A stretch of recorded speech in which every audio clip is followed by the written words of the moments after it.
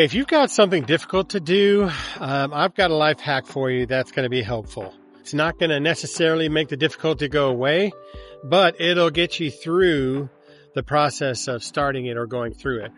When you think for a moment about a woman who is giving birth, the travail that they go through and the pain and the agony that they go through, and at the end, when the baby is born, when the baby is put into her arms, the joy that she has, and why on earth a woman would go through so much pain and suffering and then decide to have another baby is just insane. But I think that God gives them this joy by holding their baby after.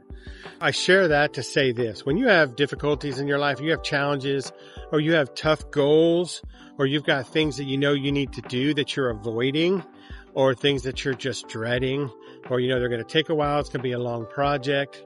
I'm going to give you a little life hack, and that is this.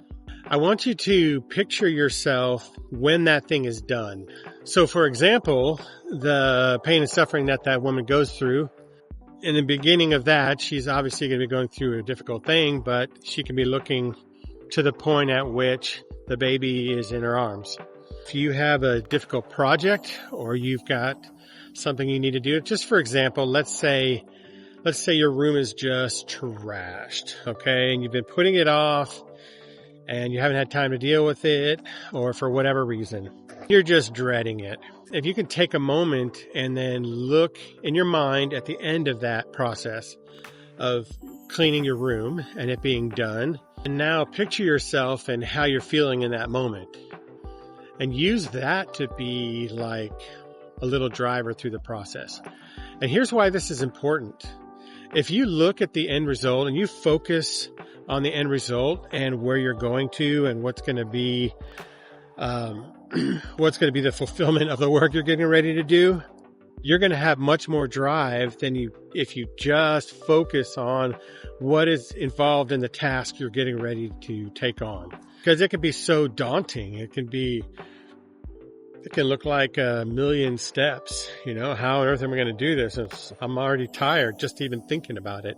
But if you can think about the end result of what all that hard work is going to be and focus on that, then that can change a lot of things. I think that's the important aspect of actually taking your goal, writing it down, maybe putting it up on your wall or putting it in your car, just somewhere where you see it on. Maybe it's your phone, home screen, something like that.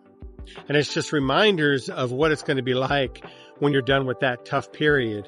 So that could be whether you're going through college or school or something difficult, or you're trying to grow a business, or you're moving to make things better. Things that are just not fun to do, but the result of it is really good.